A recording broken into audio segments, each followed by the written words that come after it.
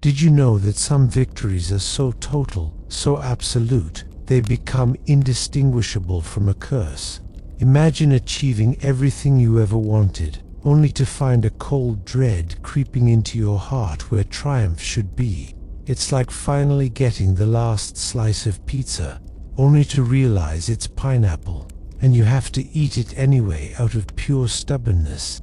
Before you get too comfortable, go ahead and like this video and subscribe to the channel to encourage me to make more content like this. Also, let us know where you're watching from and what time it is there.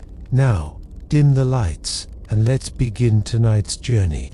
You are standing on a smoldering hill, the air thick with the ghosts of a dead city. Below you, a civilization is being erased from the map, its final moments painted in fire and smoke against the deep blue of the Mediterranean Sea. The air tastes of ash and salt, and the sounds of cracking timber and collapsing stone are punctuated by the disciplined shouts of Roman legionaries. This is Carthage, or what's left of it, in the year 146 BC for Rome. This is the ultimate victory, the final brutal end to a rivalry that has spanned generations and cost hundreds of thousands of lives. Yet, the man beside you, the architect of this very destruction, is not celebrating. You turn to look at him. He is Publius Cornelius Scipio Aemilianus, a name as grand as his lineage. He is the adopted grandson of the legendary Scipio Africanus, the man who defeated Hannibal. He is Rome's greatest general, its conquering hero, the man of the hour. His soldiers would follow him into the jaws of the underworld itself, but he is not watching his victory with pride. His shoulders are slumped, his gaze fixed on the inferno below, and you see tears carving clean paths through the grime on his cheeks. His friend and mentor, the Greek historian Polybius, stands nearby, equally perplexed. He approaches the general, his voice soft against the roar of the flames, and asks why he weeps. What could possibly bring a man to tears at the moment of his most profound success? Scipio turns his gaze from the dying city to his friend, and in a voice heavy with a strange, prophetic sorrow, he recites a line from the poet Homer, a verse about the fall of Troy. "A day will come when sacred Troy shall perish," he says, "and Priam and his people shall be slain." He is not weeping for Carthage. He is not weeping for the enemy he has just annihilated. He is weeping for Rome. In the ashes of his greatest rival, he sees a terrifying prophecy of his own city's future. Historians still debate whether this display was a moment of genuine empathetic foresight or a carefully crafted performance for the history books. Whatever the truth, the question hangs in the smoky air, a question that defines the very nature of power. What did this general see in the flames that filled him with such dread? To understand his tears, you must first understand the hatred that fueled this fire. That fear you see in Scipio's eyes was not his alone. It was an heirloom, a dark inheritance passed down through the Roman soul for over 50 years. To understand the fire consuming Carthage, you must first feel the cold shadow that preceded it, a shadow cast by a single man and his monstrous war elephants. The source of this national trauma, this deep, abiding terror, had a name: Hannibal Barca. Long before your time on that smoky hill, Hannibal had done the impossible. He had marched an army, complete with a terrifying pachyderm cavalry, out of Spain, through Gaul, and over the frozen, treacherous peaks of the Alps. This feat alone was the stuff of legend, a story that would have been told around Roman fires with a mixture of disbelief and dread. But he didn't stop in the mountains. He descended into Italy, the very heartland of Roman power, and for 15 years he ran rampant, a spectre of destruction that the Republic could not exorcise. You have to imagine what this felt like. You are a citizen of Rome, a place that believes itself to be the center of the world, destined for eternal glory. And now, a foreign general is on your doorstep, systematically dismantling your armies and burning your fields. He dealt Rome a series of defeats, so catastrophic they are still studied today. The Battle of Cannae, for instance, was not just a loss, it was an annihilation, where tens of thousands of Roman soldiers were wiped out in a single, horrific afternoon. For years, the phrase Hannibal ad portas, Hannibal is at the gates, was not a distant threat. It was a terrifying, immediate reality. Roman mothers would invoke his name to frighten their children into obedience, a cultural bogeyman born from very real fear. He became more than a man. He became an idea, the living embodiment of Rome's vulnerability. Even after he was finally defeated, not in Italy, but back in Africa by Scipio's grandfather, his ghost never left. The fear lingered, curdling into a pathological hatred. It festered in the heart of the Senate, in the markets, in the homes of every Roman family that had lost a father, a son, or a brother. Historians still debate whether Carthage, in the decades leading up to its final destruction, posed any genuine military threat to Rome's supremacy. By 149 BC, Carthage was a wealthy merchant city, but its army was a shadow of its former self, its power severely restricted by a treaty. But this final war was never about a rational assessment of threat. It was about generational trauma. It was about the old men in the Senate who were once terrified children, listening to news of another legion being wiped out by Hannibal's genius. For them, Carthage wasn't a rival state, it was a recurring nightmare, and you cannot reason with a nightmare. You can only seek to destroy it completely, to wake up from it once and for all. This was not a war of policy, it was an act of vengeance on a national scale. This national obsession, this simmering pot of vengeful fear, needed a chef to stir it and bring it to a boil, and it found one in a man who was the living embodiment of old Roman virtues, or at least a very loud and grumpy version of them. His name was Marcus Porcius Cato, better known as Cato the Elder. You can picture him now, a stern, flinty-eyed senator, the Roman equivalent of a get-off-my-lawn grandpa, but with the power to start world wars. He was a man who romanticized the past, a time when Romans were simple farmers, not cosmopolitan empire builders. He saw Carthage not just as a former military threat, but as a source of foreign decadent ideas that could corrupt the pure Roman soul. And more importantly, its economic success was a direct challenge to the agricultural wealth of Rome's elite, men just like him. For years, Cato waged a one-man political war from the floor of the Senate. He became a man of a single, terrifying idea. You could be in the Senate House, listening to a debate about something as mundane as road repairs or the price of grain.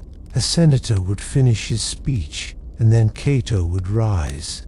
He would give his own opinion on the matter at hand, perhaps offer some sage, traditionalist advice, and then, no matter the topic, he would end with the exact same 5 words: Carthago, delenda est. Carthage must be destroyed. Imagine the sheer, obsessive force of that. A debate on aqueducts, Carthago delenda est. A discussion about a religious festival, Carthago delenda est. It was a relentless drumbeat, a psychological campaign designed to make the destruction of Carthage seem not just like an option, but an inevitability, a fundamental law of the universe. His masterstroke of political theater, a moment of pure genius, didn't involve swords or speeches, but a piece of fruit. One day, during a debate, he reached into the folds of his toga, the traditional Roman garment that was basically a giant wool sheet with no pockets, making it an excellent place for dramatic reveals. He pulled out a fig. It wasn't a dried, wrinkled fig. but a fresh one, plump and bursting with ripeness, still warm as if just plucked from a tree. He held it up for all the senators to see. As they admired it, he told them it had been picked in Carthage. He let that sink in for a moment. Then he delivered the punchline. This city, our mortal enemy, is so prosperous and so close that its fruit can arrive in Rome still fresh. The threat, he implied, was not a distant memory. It was just 3 days' sail away. Historians still debate whether Cato was driven more by genuine patriotic fear, a hangover from the Hannibalic War, or by a cold, calculated economic protectionism. In truth, it was likely a potent cocktail of both. He was protecting Rome's market share and settling an old score at the same time. His propaganda was brutally effective. He took the ghost of Hannibal and gave it the fresh, sweet scent of a fig, making the abstract fear feel terrifyingly real and present. The seeds of the fire you see now were planted then, in the heart of the Roman Forum, by an old man who knew that fear, when wielded correctly, is the most powerful weapon of all. So the stage is set, the propaganda has done its work, and the Roman war machine rumbles to life. But every war needs a general, and the men Rome initially sent to Africa were, to put it politely, not exactly the sharpest swords in the armory. They were politically appointed aristocrats who treated the campaign like a chance to get a tan and maybe loot some silver. The siege of Carthage stalled, turning into an embarrassing mess. The Roman army, lacking firm leadership, became a dissolute, chaotic mob. Back in Rome, the people grew restless. They had been promised a swift, glorious end to their ancient foe, and instead, they were getting reports of incompetence and failure. They needed a hero, and when Romans needed a hero, they looked for a name they could trust. The name they chanted in the streets was Scipio. This is where you meet the man whose tears will define this story. Publius Cornelius Scipio Aemilianus is not who you might expect. He is not a weathered, hard-bitten centurion who worked his way up through the ranks. In fact, if you met him at a party, you'd be more likely to discuss Greek philosophy or the latest plays than military tactics. He is a man of culture, a leading member of the Scipionic Circle, a group of Rome's brightest minds who loved all things Greek. This circle included philosophers, poets, and the historian Polybius, the very man you saw him with on that smoldering hill. Scipio is the product of a world of ideas, a man who appreciates nuance and beauty, which makes his role as the great destroyer all the more poignant. His name itself tells a complex story. He was born a son of Lucius Aemilius Paulus, the celebrated general who conquered Macedon, but he was adopted by the son of the great Scipio Africanus, the man who defeated Hannibal. In Rome, adoption among the elite was less about finding a home for a child and more about political and dynastic strategy, like a high-stakes corporate merger. By taking the name Scipio, he inherited not just a fortune, but a legend. The weight of that name, the expectation to be another Africanus, must have been immense. It was a brand, and the brand promised victory over Carthage. Here is the curious part, the twist of fate that placed him in command. When the people of Rome demanded him, he was not legally old enough to be elected consul, the highest office which held the power of military command. The established laws, the cursus honorum that dictated the career path of any aspiring politician, forbade it. The Senate, full of old men who were sticklers for tradition, resisted, but the public will was overwhelming. It was a tidal wave of popular demand. So, in a rare move, special legislation was passed, effectively waiving the rules just for him. He was a man propelled to the top, not by procedure, but by the desperate hope of an entire nation. Historians still debate whether Scipio's intellectualism was a genuine part of his character or a carefully cultivated persona to distinguish himself in the cutthroat world of Roman politics. Was he a reluctant warrior pushed into a role he never wanted, or a brilliant politician who understood that appearing thoughtful was its own form of power? Regardless, you now see him, the scholar general, the people's choice, sailing towards Carthage with the impossible weight of his family's ghost and a nation's vengeful dreams on his shoulders. Before you see this city through a soldier's eyes, you must first see it as a merchant, a traveler, a visitor docking your ship after a long journey across the sea. You are sailing toward the coast of North Africa, and what rises from the horizon is not some dusty outpost, but a gleaming white metropolis. This is Carthage, the jewel of the Mediterranean. It doesn't just sit on the coast, it commands it, its whitewashed walls and towering buildings shining under the African sun. As you draw closer, the air changes. The clean scent of salt water mixes with the city's perfume, a complex blend of exotic spices, baking bread, and the low, constant hum of commerce. You have arrived not just in a city, but in the vibrant, beating heart of a global trading network. You guide your vessel into the first of its legendary harbors, a massive rectangular port teeming with ships from every corner of the known world. You see sturdy Iberian vessels unloading silver and tin, sleek Greek ships laden with wine and olive oil, and Egyptian barges carrying papyrus and grain. The language you hear on the docks is a symphony of dialects, a testament to Carthage's role as a crossroads of civilization. You step onto the quay and are swept into the city's embrace. The streets are a maze of activity, narrow and winding, shaded by towering apartment buildings that climb 5, even 6 stories high. These are the world's first skyscrapers, marvels of engineering that allowed hundreds of thousands of people to live within the protective embrace of the city walls.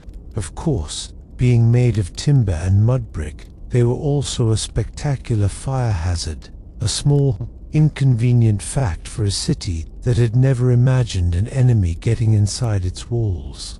The wealth here is not subtle. It drips from the balconies and spills out from the market stalls. You see merchants draped in robes of the famous Tyrian purple, a dye so rare and expensive that its color became synonymous with royalty itself. You see artisans carving intricate designs into ivory tusks from the African interior. This city is a machine for turning goods into gold. But its greatest marvel, its most closely guarded secret, is hidden from your view.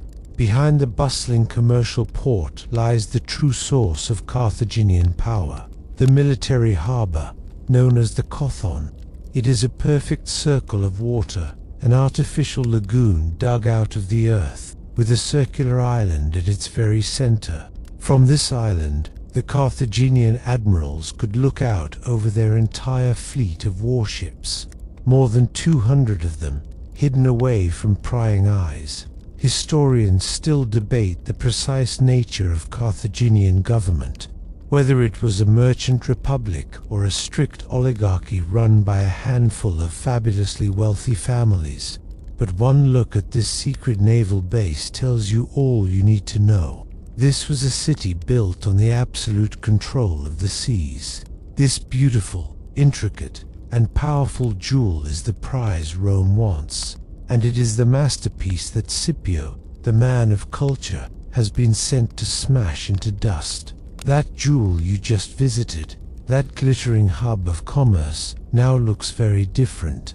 You are no longer a traveler marveling at its wealth. You are a Roman soldier, and from your perspective in the dusty, sprawling camp, Carthage is a monster of stone and defiance. Cato's confident declaration, Carthago, delenda est, rings hollow as you stare up at the reality of what must be destroyed. The city is protected by one of the most formidable defensive systems in the ancient world. You were told this would be a simple matter, a final swatting of a weakened foe. The reality is a wall so immense it seems to challenge the gods themselves. It is not one wall, but three, a series of concentric fortifications that make any direct assault a suicidal fantasy. First, there is a massive outer ditch and a sharpened palisade. If you get past that, you face the first low wall, and beyond that, looming over everything, is the main wall. It is a masterpiece of military engineering, over 40 feet high and 30 feet thick. But its true genius is on the inside. It is not a solid mass of stone, but a hollow, living structure. The ground floor contains stables for hundreds of war elephants, the ghosts of Hannibal's army now serving as a defensive line. The floor above that has stables for thousands of horses, and the top levels are barracks, storerooms, and armories, capable of housing and supplying a huge garrison. The wall is not just a barrier, it is a self-contained fortress, a city within a city. The first Roman commanders, a pair of consuls named Manilius and Septimius, looked at this and, with the sublime overconfidence of aristocrats on a foreign holiday, ordered a direct attack. It was a disaster. You watch as your comrades try to heave siege ladders against the stone, only to be met with a rain of arrows, rocks, and boiling oil. Siege towers, painstakingly built, are set ablaze by flaming projectiles. The Carthaginians, who the politicians back in Rome had painted as soft merchants, fight with the desperate fury of a people defending their homes. They mock you from the battlements, their shouts echoing across the field of failure. The Roman generals seem more interested in securing comfortable living quarters and looting the surrounding countryside than in devising a coherent strategy. It's less a military campaign and more a poorly managed corporate retreat that has gone horribly wrong. The weeks drag into months. The African sun beats down on the Roman camp, and disease begins to creep through the ranks. Morale plummets. The soldiers, promised a swift and profitable war, are now mired in a bloody, frustrating stalemate. They stare at the unbreachable walls, listening to the taunts of the defenders, and begin to wonder if they have been sent here to die for a politician's grudge. Historians still debate whether the initial Roman failures were due more to the general's incompetence or the unexpected, fanatical resistance of the Carthaginian populace. In the dust and despair of the camp, you know the truth is a bitter mix of both. The great Roman army, the conqueror of the Mediterranean, is being humiliated, not by a grand army in the field, but by a wall and the will of the people behind it. The scene of chaos you are witnessing in the Roman camp, this festival of incompetence, is about to come to a very abrupt end. A new Broom is arriving to sweep the place clean, and he plans on using a handle made of iron. When the news of Scipio's arrival spreads through the sprawling, disorderly encampment, it doesn't land like a cheer. It lands like a cold wind, silencing the dice games and souring the taste of the watered-down wine being hawked by opportunistic merchants. The party is officially over. Scipio Aemilianus disembarks not with the swagger of a politician, but with the quiet, focused intensity of a surgeon arriving to operate on a very sick patient. And the first thing he does is take a long, hard look at the disease. He sees an army that has gone soft, a bloated, undisciplined beast that has lost its teeth. The camp is less a military installation and more a sprawling, unsanitary marketplace. So he begins his work not by attacking the enemy without, but the enemy within, the rot of indiscipline. His first official act is a great purge. He issues a decree, and within hours, a mass exodus begins. He expels every non-essential person from the camp. This includes thousands of merchants, craftsmen, servants, fortune-tellers, entertainers, and a whole host of other service providers who had followed the army to make a quick denarius. The camp is to be for soldiers, and soldiers alone. Next, he turns his attention to the officers, the very men who had let the standards slip. He makes it clear that their comfort is no longer a priority. He orders them to sell their luxurious silver dinner services, their ornate furniture, and their fancy camp beds. From now on, they will eat the same simple rations as the common soldier, from a simple earthenware cup. This was more than just a symbolic gesture. It was a fundamental lesson in leadership. He forces them to participate in the physical labor, digging trenches and building fortifications alongside the legionaries. A particularly curious order was that no soldier was allowed to ride a mule while on the march, except for medical reasons. This was a direct jab at the lazy habits that had crept into the army, turning hardened infantry into what Scipio considered glorified baggage handlers. Slowly, painfully, you watch the transformation. The stench of apathy is replaced by the smell of sweat and purpose. The sound of idle chatter is replaced by the rhythmic clang of hammers on steel and the thud of practice swords against wooden posts. Scipio is everywhere, his gaze missing nothing.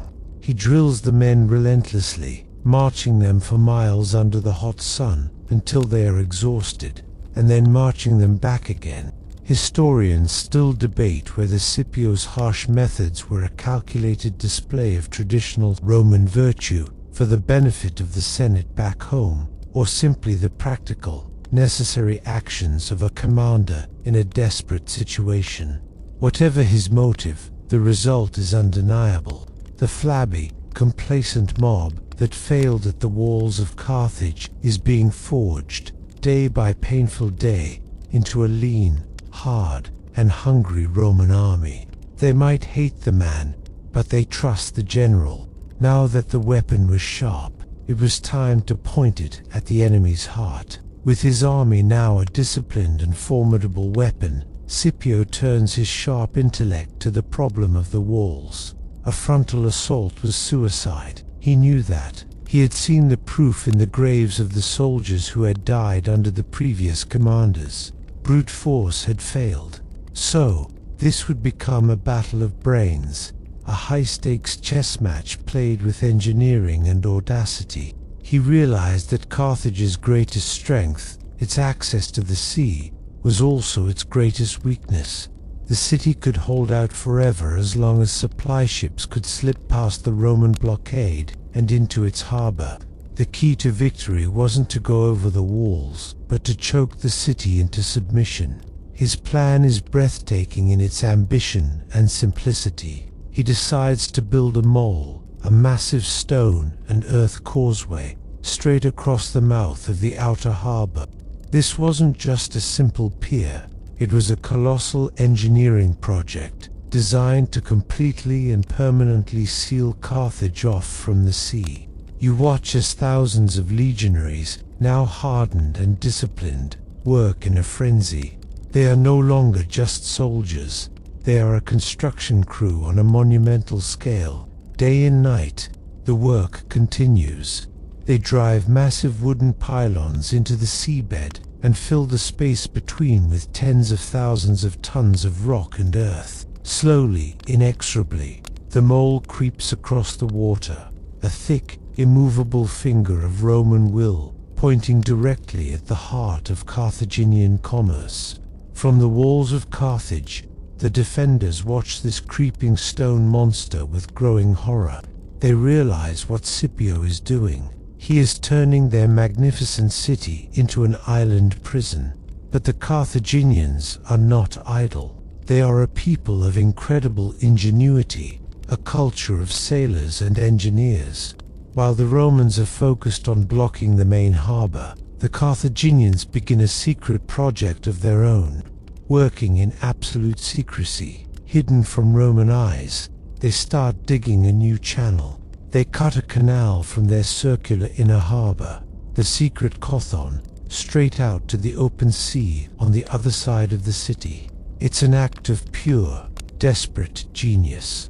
They even build a new fleet of ships inside the protected harbor, using whatever materials they can find.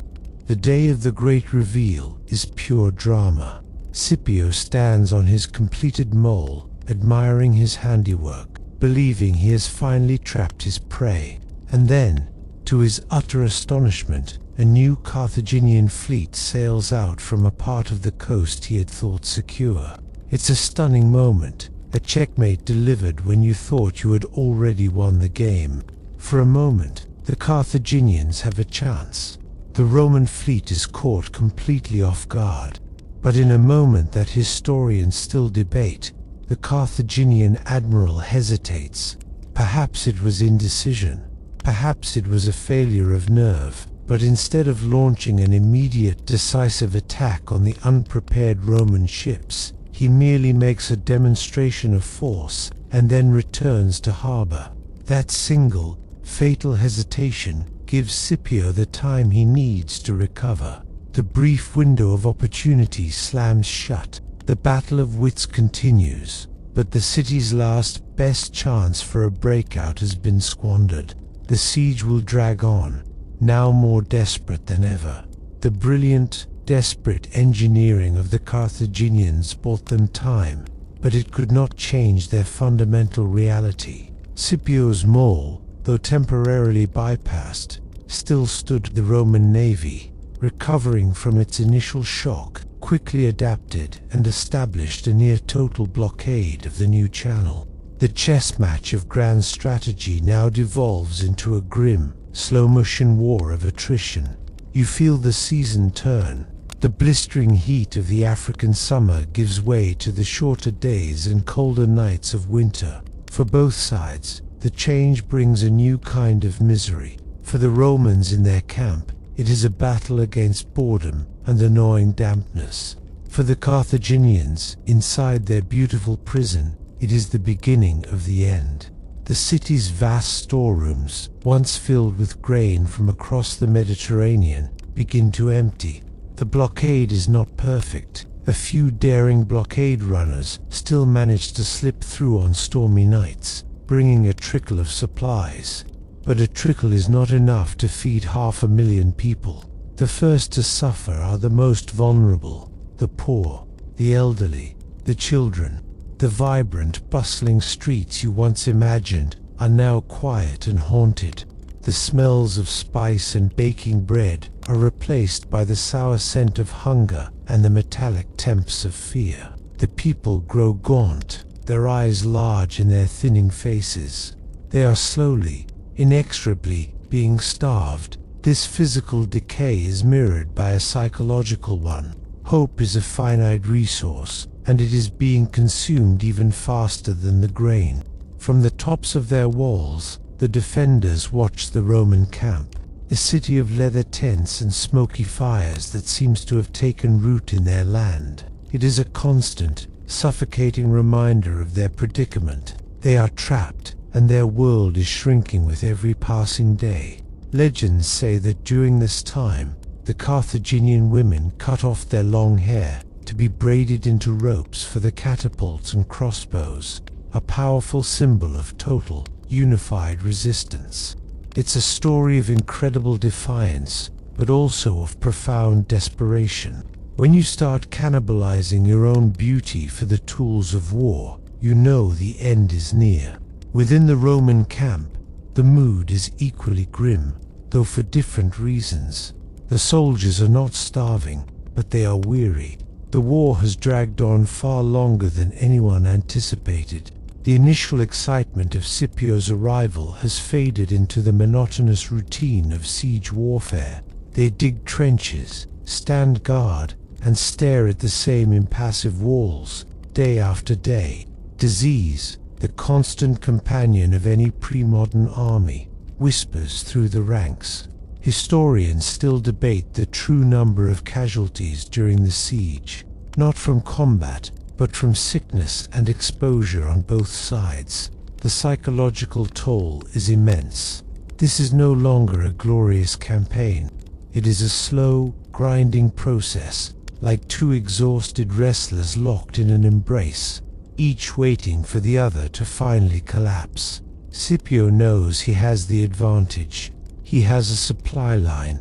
He has the endless resources of the Republic behind him. All he has to do is wait. The city is dying on its feet, and all he has to do is watch it fall. The long, grim winter finally breaks. The air softens, but there is no spring in Carthage. There is only the last, ragged breath of a dying city. Scipio knows the time is right. The defenders are weakened by starvation and despair. Their arms are heavy, their spirits broken. He has done his work with patience and precision, and now he will deliver the final blow. He gathers his best legions, the men he has forged into a perfect instrument of war, and prepares for the assault. This will not be a reckless charge like the ones that failed before. It will be a calculated, overwhelming application of force directed at the city's weakest points. The attack comes at night, under the cover of darkness. You are part of the assault force, your heart pounding a frantic rhythm against your ribs. The silence of the night is shattered by the sudden, guttural blast of Roman war horns. The sound is designed to terrify, to signal that the final judgment has arrived.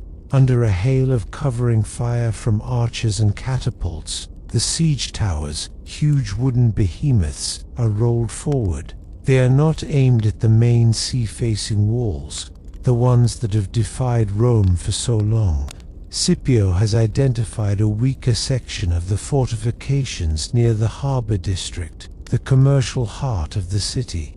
It's a classic military strategy. Create a diversion at the front door while you kick in the side window. You feel the shudder as the drawbridge of your siege tower slams down onto the top of the wall. The first men across are the bravest and the most desperate. The ones who know that survival depends on relentless, forward momentum. The fighting on the battlements is a chaotic, brutal affair. It's a clash of shadows and steel, illuminated by the flickering light of torches.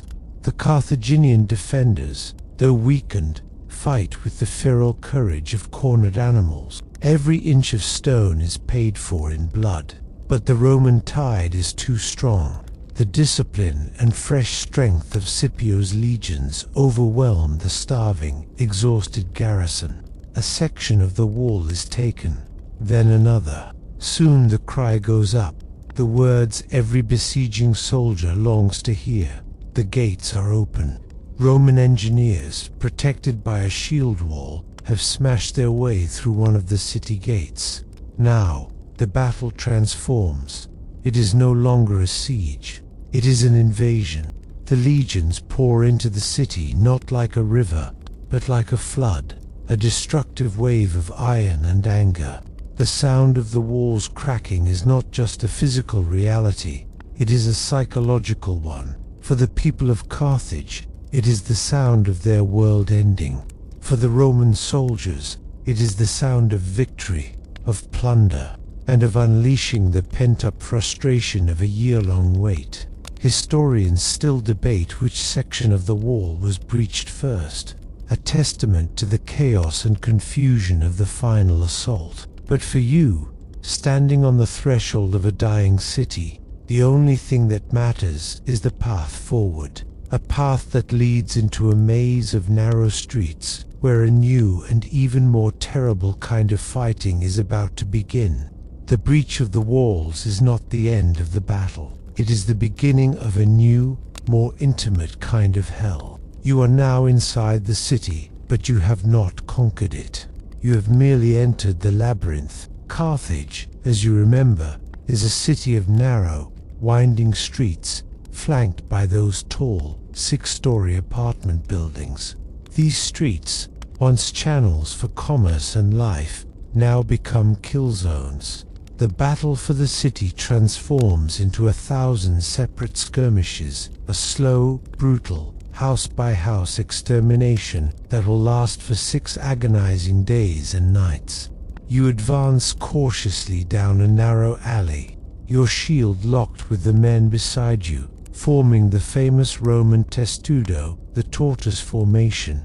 It offers some protection from the projectiles raining down from above, but not enough. From the rooftops and windows of the tall buildings, the remaining citizens of Carthage, men and women who have never held a spear in their lives, now fight with the fury of despair. They hurl down roof tiles, stones, furniture, anything that can be used as a weapon.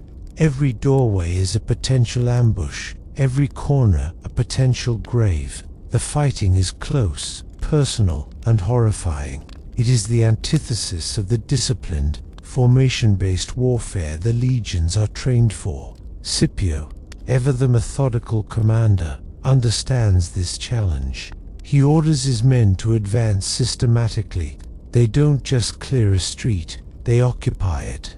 They break into the houses at the end of a block, fighting their way up the stairs, room by room, until they reach the roof. Once they have secured a rooftop, they lay down planks to the next building, creating makeshift bridges high above the street. This allows the Roman soldiers to advance along a second front, on the rooftops themselves, clearing the buildings from the top down. It is a slow, methodical, and utterly ruthless process. The city is being dismantled from the inside out, one building at a time.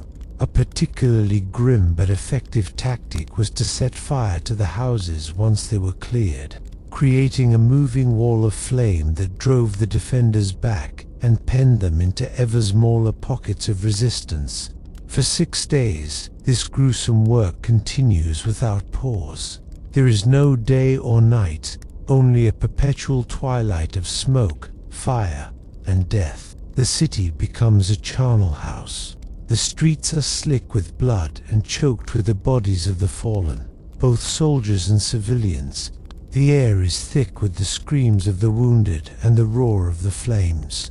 The Roman soldiers, fueled by adrenaline, greed, and the brutalizing logic of urban warfare, show little mercy. Historians still debate the extent to which Scipio ordered the slaughter versus how much was simply the inevitable result of such brutal close-quarters fighting. Was it a deliberate policy of terror, or the unavoidable consequence of unleashing an army into a populated city? In the red haze of the battle, the distinction is meaningless. You are no longer just a soldier following orders. You are a cog in a machine of destruction, a machine that is methodically grinding a great city and its people into nothingness. After 6 days of relentless, grinding slaughter, the city lies in ruins. The methodical advance of the Roman legions has pushed the last remnants of Carthaginian resistance into a final, sacred corner. You stand at the foot of a steep hill that rises from the heart of the ravaged city. This is the Biasa, the citadel of Carthage. It is more than just a fortress. It is the city's soul. This is where the legendary Queen Dido was said to have first founded the city, where the most important temples stood, and where the ruling council of Carthage held its sessions. Now, it is the last island of defiance in a sea of Roman destruction. At the very top of the hill looms the Temple of Eshmun, a massive, ornate structure dedicated to the Carthaginian god of healing. It is a cruel irony that the god of healing's house would become the stage for the final act of this tragedy. Huddled on the steps and within the sacred precinct of the temple are the last survivors. There are perhaps 50,000 of them, a desperate mix of soldiers who have fought their way here and civilians who have fled the fires and the swords in the streets below. They are starving, exhausted, and they know there is no escape. Below them, the Roman army surrounds the hill, a silent, patient ring of steel. The fighting has stopped. The choice now is simple: surrender or die. For a day, there is a tense stalemate. The Romans, weary from a week of brutal combat, are in no hurry. Scipio can afford to wait. Inside the temple complex, you can only imagine the desperate debates, the prayers, the tears. These are the people who have survived the siege, the starvation, and the 6 days of street fighting. They are the hardest, the most stubborn, the most dedicated of their people. But even their will has a breaking point. A delegation is sent down from the Biasa, under a flag of truce. They approach Scipio and beg for their lives. They will surrender unconditionally. They will become slaves. Anything to avoid the final slaughter. Scipio, the calculating general, agrees. He has no desire for another bloody fight that would cost him more of his own men. He grants them their lives, on the condition they lay down their arms and come out. You watch as a pathetic, shuffling procession begins to emerge from the citadel. 50,000 men, women, and children, once the proud citizens of a great metropolis, now walk into a future of slavery. It is a spectacle of utter defeat, but not everyone surrenders. A small group, a hard core of about 900 Roman deserters who had sided with Carthage and knew they would receive no mercy, barricade themselves inside the temple itself. They are joined by a handful of the most fanatical Carthaginian patriots. They choose to make one final, defiant stand. Historians still debate the motivations of these last holdouts, whether it was a quest for a good death, a final act of political protest, or simply the terror of facing Roman justice. Whatever the reason, their defiance sets the stage for the most dramatic and personal moment of the entire war. The final standoff at the Temple of Eshmun is a silent, tense affair. The 900 holdouts, led by the Carthaginian commander himself, a man named Hasdrubal the Boetarch, have turned the house of their god of healing into a fortress of last resort. For several days, they repel any attempt by the Romans to approach, but inside, their situation is hopeless. The last of the food is gone, and the fire of their defiance is beginning to flicker and die. Then, something happens that breaks the stalemate in the most dishonorable way imaginable. You see a single figure moving furtively in the pre-dawn gloom, sneaking out from a hidden exit of the temple. It is Hasdrubal, the commander-in-chief of the Carthaginian army, the man who had overseen the city's defense, the leader of this final, desperate band of brothers. He does not go down fighting. He does not try to take a few Romans with him. He creeps to the Roman lines and throws himself at Scipio's feet. He grovels, he begs for his life, his face buried in the dirt. He abandons his city, his men, and his honor for the simple promise of drawing another breath. Scipio, ever the pragmatist, grants his request, but he does so with a touch of cold, theatrical cruelty. He brings the weeping, pathetic Hasdrubal forward and displays him to the remaining defenders on the temple roof. He presents him like a trophy. This is your general. His gesture seems to say, this is the man you are dying for. The effect on the Roman deserters inside is immediate and catastrophic. Their leader has betrayed them. Their cause is lost. Their fate is sealed. In a final collective act of nihilistic despair, they set the temple on fire from within. The ancient cedar beams catch quickly, and flames begin to lick at the ornate stone carvings.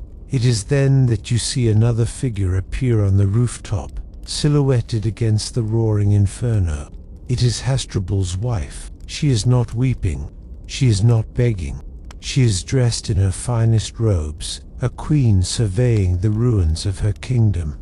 Beside her stand their 2 young sons, holding her hands, their faces pale in the firelight. She looks down, not at Scipio, but at her husband, the groveling figure still prostrate on the ground.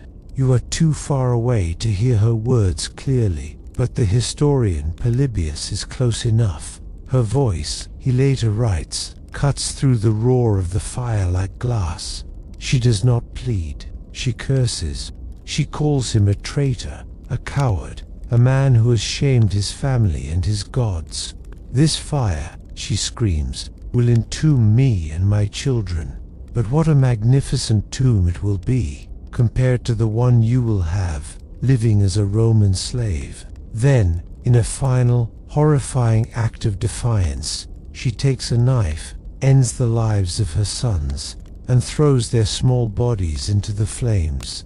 Then, with one last look of utter contempt at her husband, she turns and leaps into the heart of the fire herself. Historians still debate whether his wife's dramatic defiance was a historical reality or a later embellishment by writers like Polybius and Appian to create the perfect tragic ending.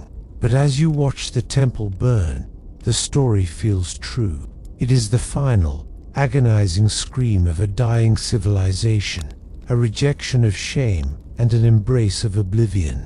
The fire in the temple of Eshmun dies down, leaving only a blackened, smoking ruin on the summit of the Bayerza. The last gasp of Carthaginian resistance has been extinguished. The city is silent, save for the crackle of smoldering timbers and the organized commands of Roman centurions. The war is over. The victory is absolute. For Scipio, the soldier, the job is done. But for Scipio, the instrument of the Roman state, there is one final chilling task to perform. The fate of the city itself now rests not in his hands, but in the hands of the Senate, hundreds of miles away in Rome. A delegation arrives by ship, carrying a sealed decree from the senators. You can imagine the scene as Scipio breaks the wax seal and unrolls the parchment. He reads the words that represent the final, calculated will of the Roman people, the culmination of Cato's decades-long campaign of hatred. The orders are simple, direct, and utterly ruthless. The 50,000 survivors who surrendered are to be sold into slavery. This is standard practice, the grim but expected spoils of war. But the decree goes further. All the gold, silver, and religious artifacts are to be seized and shipped back to Rome. The remaining buildings, the temples, the houses, the markets, everything that is still standing after the week of fire and fighting is to be systematically demolished. The stones are to be pulled down, one by one. But even this is not enough. The Senate's hatred for Carthage, that old festering wound from Hannibal's time, is so profound that they demand not just the city's death, but its complete and total erasure from memory. The order is for obliteration. The very ground on which Carthage stood is to be rendered uninhabitable. Every trace that this great civilization ever existed must be wiped from the face of the earth. This is no longer warfare. It is something colder, more profound. It is what we might today call a cultural genocide. It is the decision to kill not just a people, but an idea, to murder a memory. This decision from the Senate reveals the dark heart of Roman power. They were not just content to defeat their rival. They needed to make an example of them. The destruction of Carthage was to be a message to the rest of the world, a brutal, terrifying lesson in what happens to those who dare to challenge the authority of Rome. Historians still debate the unanimity of this decision in the Senate. Were there dissenting voices, senators who argued for a more pragmatic approach, perhaps to rebuild the city as a Roman colony? Or had Cato's relentless propaganda so poisoned the well that only one outcome was ever possible? The decree in Scipio's hands suggests the debate was long over.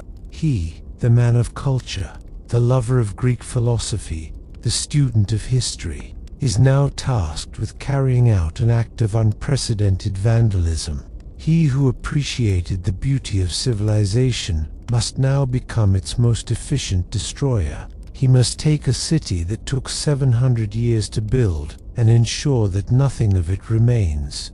The tears you saw him shed earlier now seem not just prophetic, but deeply personal. He is being ordered to commit a crime against history itself. The final order from the Senate transforms the Roman army from a conquering force into a demolition crew on a terrifying scale. The methodical discipline that Scipio instilled in his men is now turned to a new purpose, not of combat, but of deconstruction. The great fire of the six-day battle was a chaotic, hot-blooded thing, born of rage and the necessities of urban warfare. This new fire is different.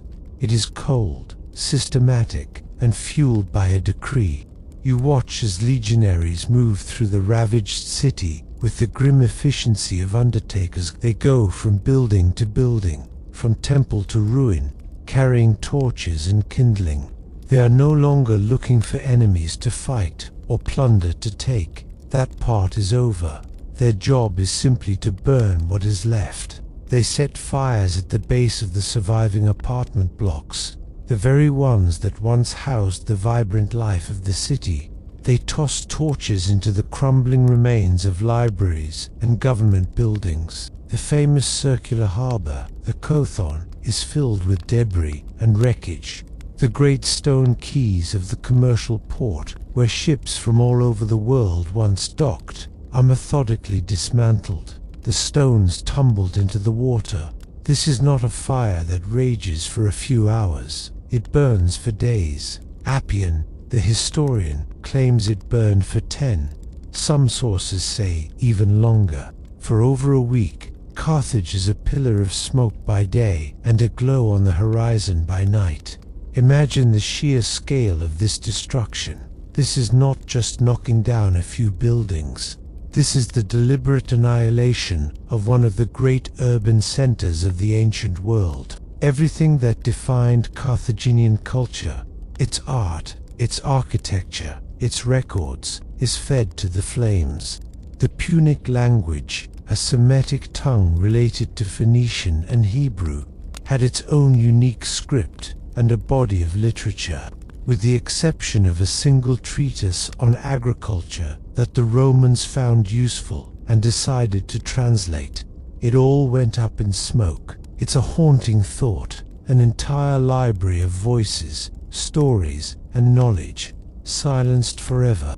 We know the Carthaginians only through the eyes of their enemies, the Greeks and the Romans, who painted them as cruel, child-sacrificing barbarians. We will never know how they saw themselves. That story was turned to ash in this great, final fire. The soldiers carrying out these orders are the same men who fought so desperately to get inside the city. There's a strange, unsettling psychology at play. The act of destroying what you have sacrificed so much to conquer. It's the ultimate expression of dominance, a way of saying that your struggle was so great, your victory so total, that you have earned the right not just to own this place, but to uncreate it. Historians still debate the emotional state of the common soldiers during this process. Were they gleeful vandals, grimly efficient professionals? Or were they, perhaps, sobered by the sheer magnitude of the destruction they were causing? As you watched the last walls of a great temple crumble into a pile of superheated stone, you realize you are witnessing an act of profound and irreversible loss. This fire is not just burning wood and stone. It is burning a hole in the fabric of human history. It is during this final, systematic demolition that you find yourself back on that hill, standing beside Scipio Aemilianus, the place where our story began. The great fire is reaching its crescendo. The city below is a roaring furnace, a funeral pyre for a civilization. The heat washes over you in waves, and the air is so thick with smoke it's hard to breathe. The sounds of destruction have faded, replaced by the monolithic roar of the inferno. Scipio stands motionless, a solitary figure watching the culmination of his life's greatest achievement. He has done everything Rome asked of him. He disciplined an army. He outsmarted a clever enemy. He conquered an impregnable city, and now he is erasing it from existence. He is at the absolute pinnacle of his power and glory, and it is at this precise moment that he breaks down and weeps. His friend, the Greek historian Polybius, who has been documenting the entire campaign, is by his side. Polybius is a man who understands power and the cycles of history better than almost anyone alive, but even he is taken aback by this display of emotion. He sees the tears on Scipio's face and, as we heard, he gently asks him the reason. He likely expected an answer about the fleeting nature of glory, or perhaps a moment of pity for the defeated. Instead, he gets something far stranger and far more profound. Scipio turns to him, his eyes still fixed on the flames, and as we know, he quotes a verse from Homer's Iliad. "A day will come when sacred Troy shall perish, and Priam and his people shall be slain." This is an incredibly revealing choice. He doesn't quote a Roman poet. He doesn't make a speech about the greatness of Rome. He reaches for the foundational story of the Greek world, the epic poem about the most famous siege and destruction in all of history. He is not seeing himself as a Roman conqueror. In that moment, he is seeing himself as Agamemnon, the Greek king who destroyed Troy.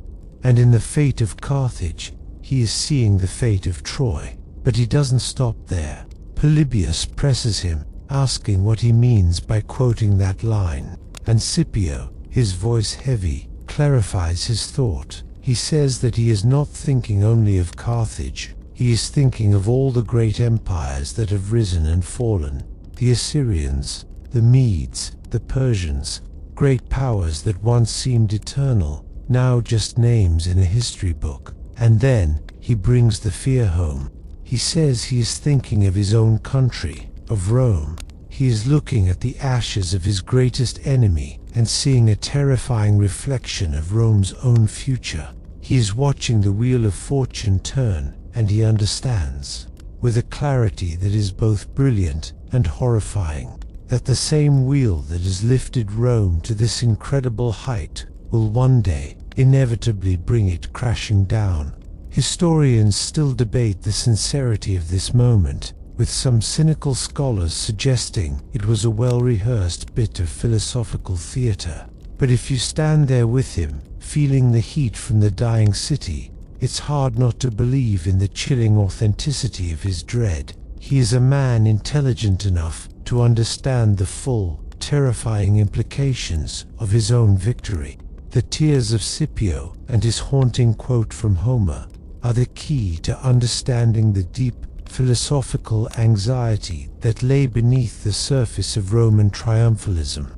To understand his dread, you have to step outside the Roman mindset for a moment and look at it through the Greek philosophical lens that Scipio and his intellectual circle so admired.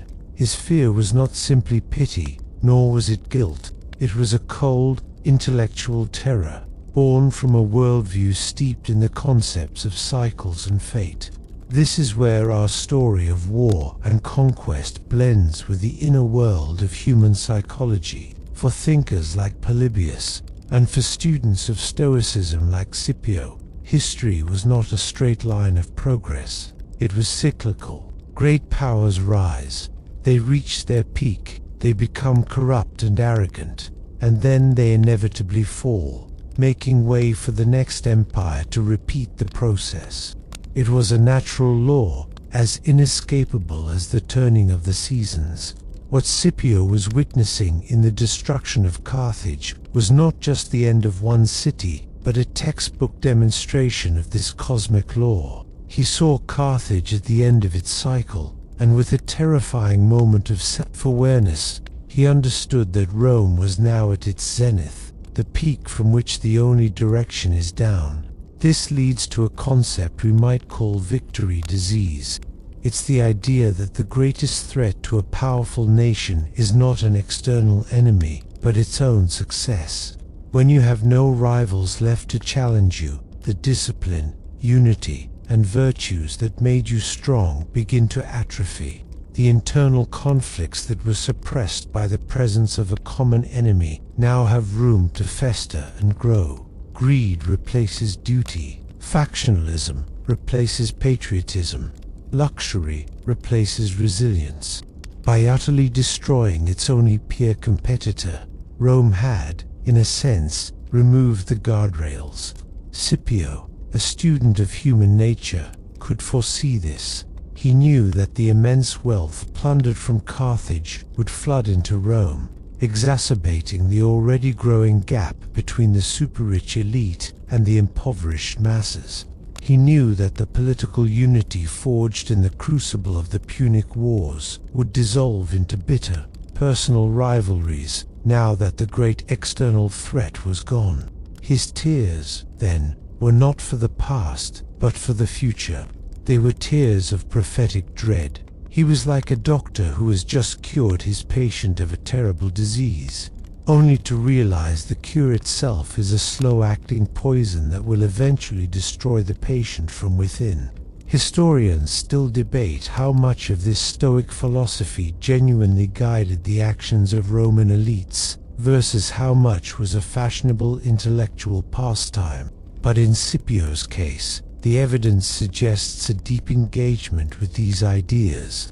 He was a man caught between two worlds, the old Roman world of military duty and conquest, and the new Greek world of philosophy and introspection. In the ashes of Carthage, these two worlds collided. The general saw a total victory. The philosopher saw the beginning of the end. And the man, Publius Cornelius Scipio Aemilianus, could only weep at the terrible paradox. The fires eventually died down, leaving behind a vast, blackened scar on the North African coast. The demolition crews have finished their work, but the Roman Senate's decree for total obliteration was not yet complete. The final act of this tragedy was not one of fire, but of symbolism, a ritual designed to curse the very land itself. According to a story that has echoed through the centuries, once the city was leveled and burned, Scipio ordered his men to plow the ruins. Then, they sowed the furrows with salt. This act has become one of the most famous and enduring images of Roman ruthlessness. The symbolism is potent and clear. Sowing a field with salt is an act of profound sterilization. It ensures that nothing will ever grow there again. It is a curse on the earth, a final, definitive statement that this place, the home of Rome's hated enemy, is to be barren and forgotten forever. It's the ultimate mic drop, an act of such total dominance that it extends beyond the city and its people to the very soil they lived on. It's a powerful story, the perfect, brutal ending to a brutal war, and for a long time, it was accepted as historical fact. However, modern historians have cast serious doubt on this famous episode. The truth is, there is no mention of the salting of Carthage in the detailed accounts of contemporary historians like Polybius. The story first appears in sources written much later, centuries after the fact. Furthermore, salt in the ancient world was a valuable commodity. It was used for preserving food, and Roman soldiers were even partially paid in it, a payment known as a salarium, from which we get our modern word salary. The idea of wasting tons of this precious resource on a symbolic gesture seems, to many historians, impractical and unlikely. So, where did the story come from? The most compelling theory connects it not to Roman history, but to the Bible. In the Old Testament, in the book of Judges, there is a story of a Hebrew judge named Abimelech who destroys the city of Shechem and sowed it with salt. It seems probable that later writers, wanting to add a final, dramatic flourish to the story of Carthage's fall, borrowed this powerful biblical image and applied it to the Roman context. It was too good a story not to be true. Historians still debate the salting of Carthage, with a strong consensus now believing it to be a myth. But whether it happened or not, the story's endurance tells you something important about how Rome was perceived, and how it wanted to be perceived. It cemented the image of Rome as a power so absolute that it could command the earth itself to be barren. The fate of the 5,000-0 survivors, by contrast, is not a myth. They were sold on the slave markets, their identities erased, their families scattered across the Mediterranean, a human testament to the totality of Rome's victory. The city was gone, the people were scattered, and the land itself was now, in memory if not in fact, cursed. Scipio's prophetic dread, that cold fear you saw in his eyes as he watched Carthage burn, did not take long to be validated. The victory that was supposed to secure Rome for 1,000 years ended up poisoning it from within, just as he had feared, by destroying its only true rival. Rome had effectively knocked down the last wall that was holding back the flood of its own internal contradictions. The Third Punic War was not the glorious final chapter of an old struggle. It was the prologue to a new and even more terrible one, the century of Roman civil wars. The first and most immediate consequence was an explosion of wealth inequality. The vast riches plundered from Carthage, the gold, the silver, and the massive influx of land confiscated in North Africa did not trickle down to the common people. It was funneled directly into the pockets of the senatorial elite, the very men who had pushed for the war. These fantastically rich aristocrats used their new capital to buy up huge tracts of land in Italy, creating massive plantations known as latifundia, which were worked by the legions of new slaves, including many of the former citizens of Carthage. This squeezed out the small, independent farmers, the traditional backbone of the Roman army and republic. These dispossessed farmers flocked to the city of Rome, creating a volatile, unemployed urban mob, a political powder keg waiting for a spark. This economic tension fueled a political crisis. The old republican system, designed to govern a small city-state, was simply not equipped to manage a global empire. The institutions began to break down under the strain. Ambitious and powerful men, now enriched by conquest and commanding professional armies loyal to them personally rather than to the state, saw an opportunity. The generation after Scipio produced figures like the Gracchi brothers, who tried to pass land reforms to help the poor and were assassinated by the Senate for their trouble. This act of political violence shattered the old taboos and opened the door to a new, more brutal kind of politics, where swords, not votes, settled debates. The victory disease was in full effect. Without a Carthage to unite them, the Roman elites turned on each other with the same ferocity they had once directed at their foreign enemies. The final century of the Republic was a relentless series of bloody civil wars. You see Marius fighting Sulla, Caesar fighting Pompey, and finally, Octavian fighting Antony and Cleopatra. It was a long, agonizing implosion that ultimately killed the Republic and gave birth to the Empire, ruled by a single, all-powerful emperor. In a profound and tragic irony, the total victory over Carthage ensured that Rome itself would cease to be the republic it had fought so hard to defend. Historians still debate whether the fall of the Republic was inevitable, or if the destruction of Carthage was the specific catalyst that accelerated the decline. But standing in the ashes, it's hard to deny the connection. Rome had become the monster it sought to destroy.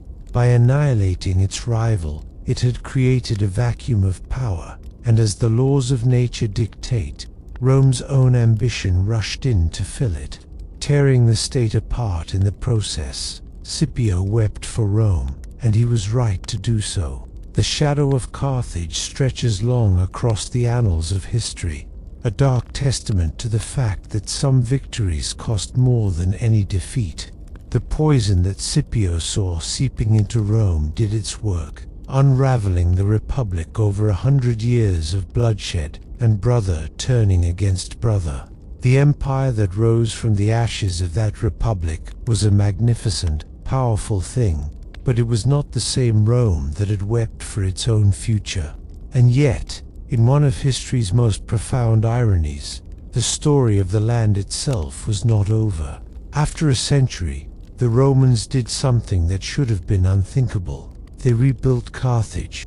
It was Julius Caesar who first drew up the plans, and his heir, the Emperor Augustus, who saw them through. The cursed, salted earth proved to be simply too valuable to ignore.